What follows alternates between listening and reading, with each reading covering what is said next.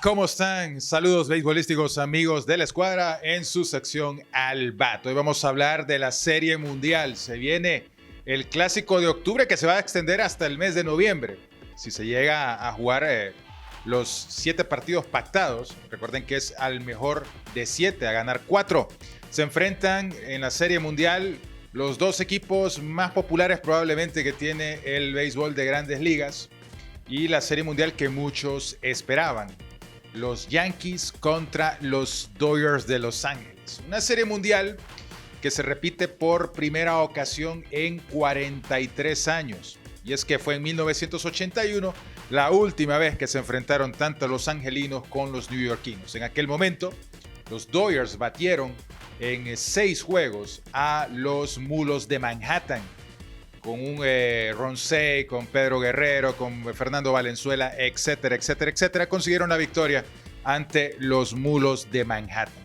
Pero estamos en 2024 y las realidades son completamente diferentes. Vamos por partes, como diría Jack. Primero se enfrentan los dos mercados más importantes que tiene Grandes Ligas probablemente. El mercado neoyorquino contra el mercado de Los Ángeles. La costa este contra la costa oeste. El equipo que ha ganado 27 series mundiales, los Yankees, contra el equipo que ha ganado 7 series mundiales, los Dodgers de Los Ángeles. En el presupuesto de Grandes Ligas, los Yankees son el segundo roster más caro del béisbol, casi $300 millones. El más caro, eso sí, del nuevo circuito.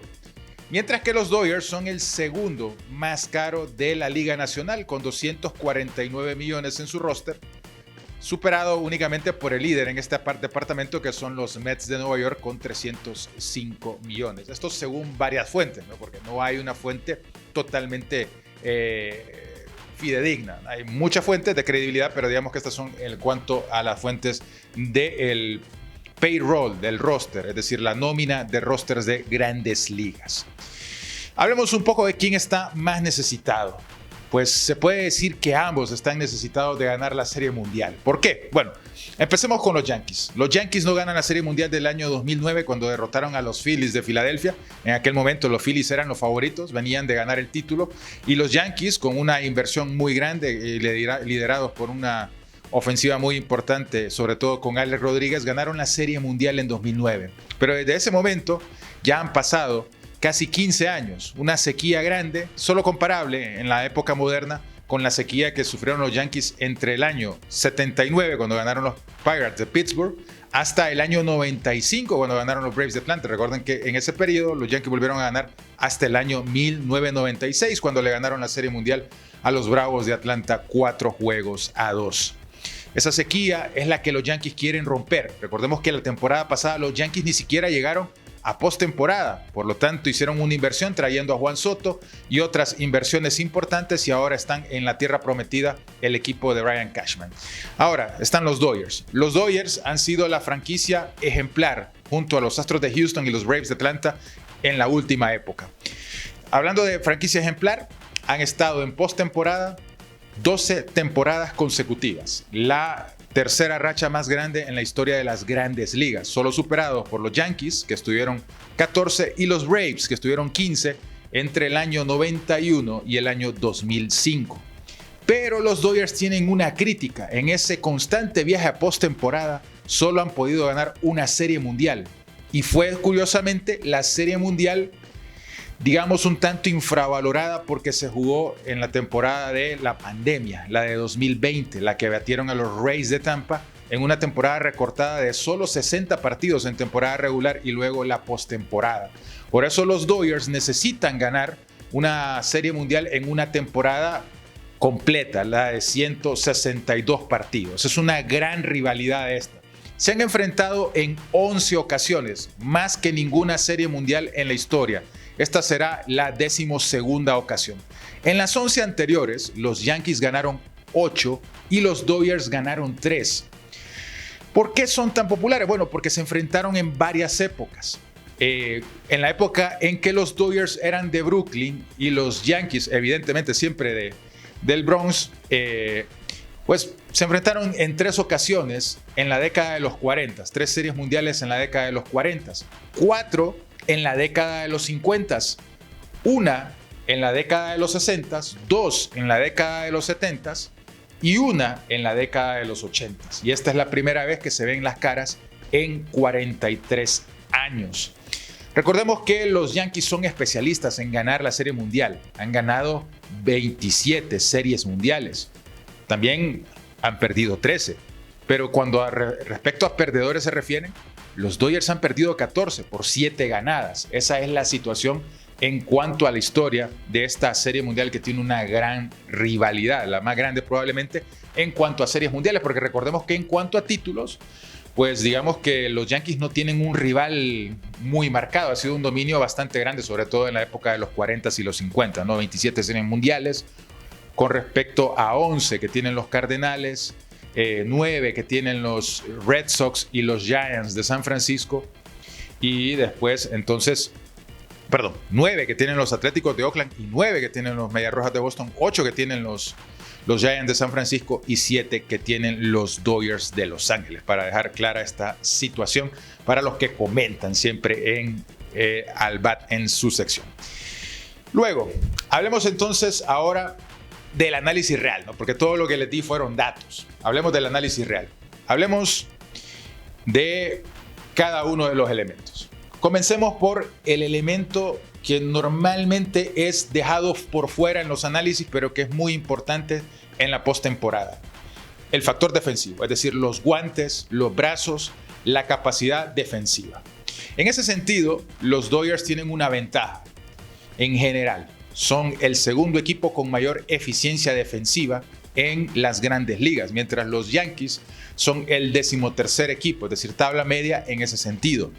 Es cierto que la data defensiva es bastante subjetiva, dependiendo de carreras salvadas, rating defensivo, eficiencia defensiva. Es bien complicado ponerse de acuerdo en ese sentido, pero digamos que a términos generales, según estadísticas de Baseball Reference, según estadísticas de Fangraph y otras, pues digamos que los Dodgers son el equipo más eficiente defensivamente entre los dos y el segundo más eficiente en grandes ligas. Eso es defensivamente.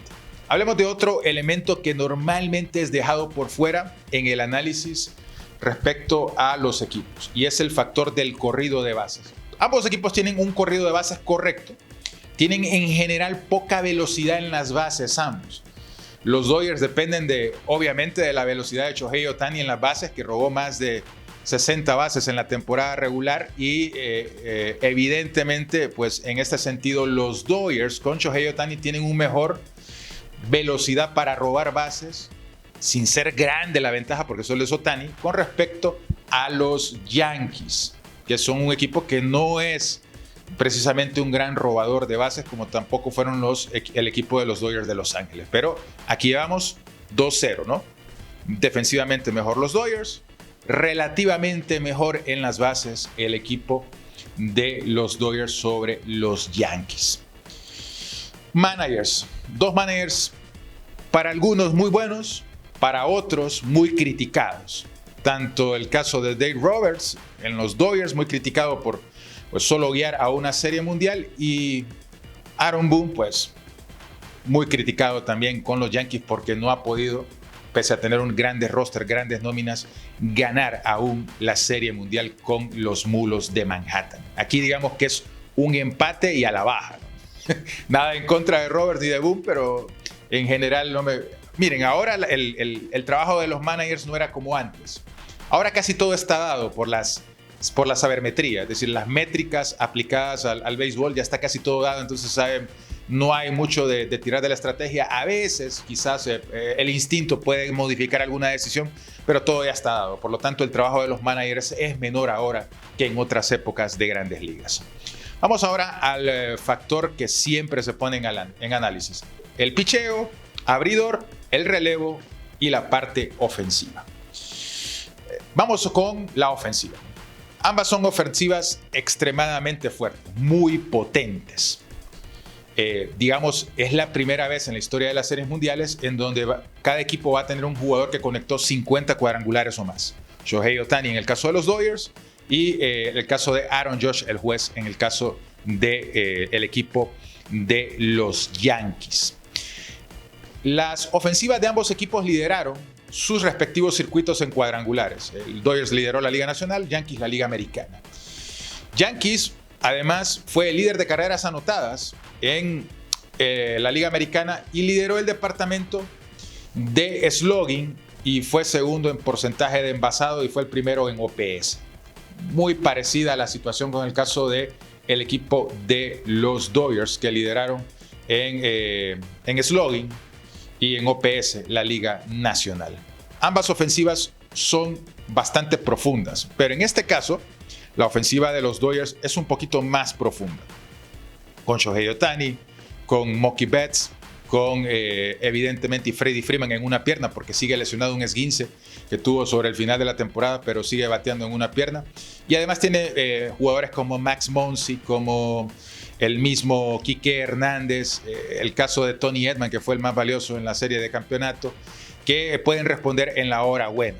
Es un poquito más profunda el roster completo de los Dodgers que el de los Yankees, que sigue teniendo una gran profundidad.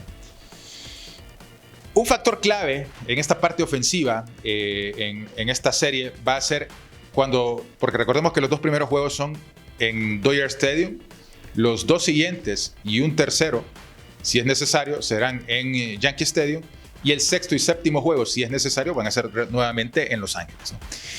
El porche pequeño del jardín derecho, es decir, la barda cercana del jardín derecho del Yankee Stadium, eso puede ser utilizado, aprovechado por el equipo de los Dodgers, que tiene un poquito más de bagaje de bateadores zurdos. Con Muncy, con Freeman, con Ohtani, pueden aprovechar el corto porche derecho del jardín derecho del Yankee Stadium. También hay que señalar que ambas ofensivas son extremadamente pacientes en el plato, y eso puede ser una ventaja en esta serie mundial. De hecho, ambos equipos sacaron esa situación para poder imponerse en las series de campeonato.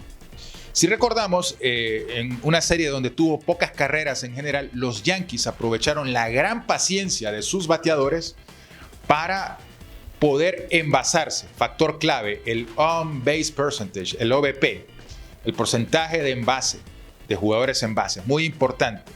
Tomaron muchas bases por bolas en una serie donde tuvo poco bateo, y más el bateo oportuno fue importante para que los Yankees dejaran en 5 juegos a los Guardianes. Los Yankees que ya habían dejado también en una serie de pocas carreras a los Royals de Kansas City. En ese sentido, un camino mucho más sencillo, entre comillas, el de los Yankees con respecto al que tuvieron los Dodgers con los Padres de San Diego y los Mets de New York.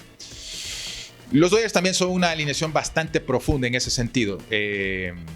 Ambos equipos lideraron el béisbol de Grandes Ligas en esta postemporada, en cuanto a los lanzamientos que reciben por cada bateador.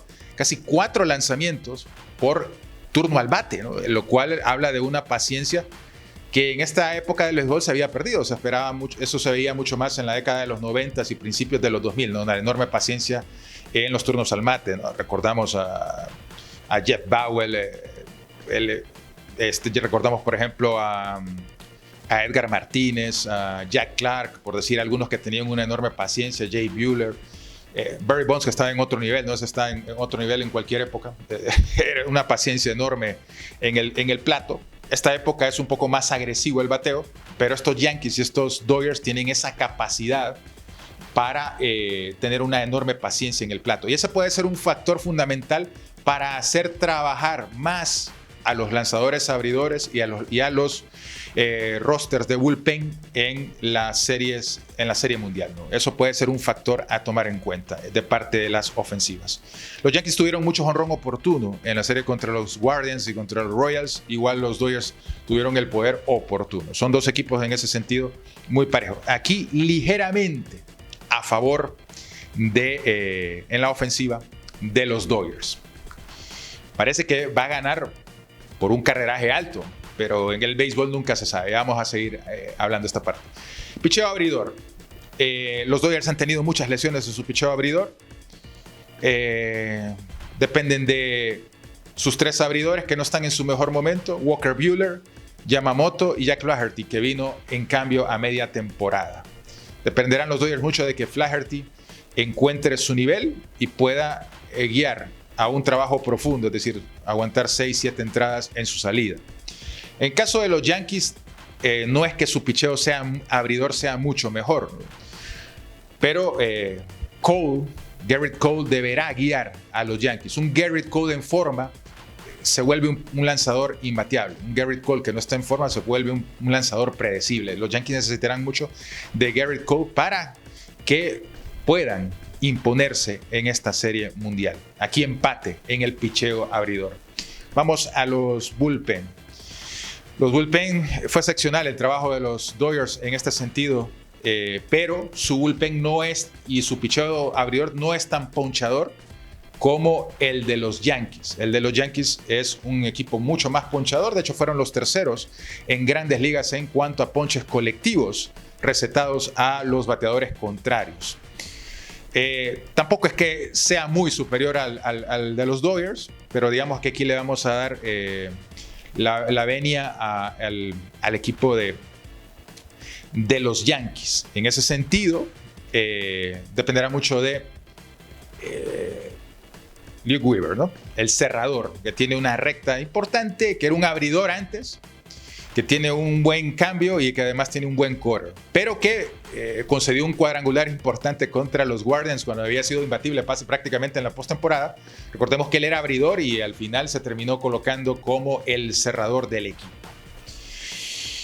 Históricamente, no necesariamente gana el mejor equipo de la Serie Mundial, sino el que más en forma llega a la parte final, porque digamos que en esta postemporada se da algo que no se daba desde el año 2020, que los 2 equipos con el mejor récord llegaran a la Serie Mundial.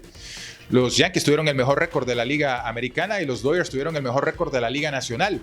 Y eso es un factor importante. Nada más la 5ª ocasión que se ha dado en las últimas épocas en que los equipos con el mejor récord puedan llegar a la Serie Mundial.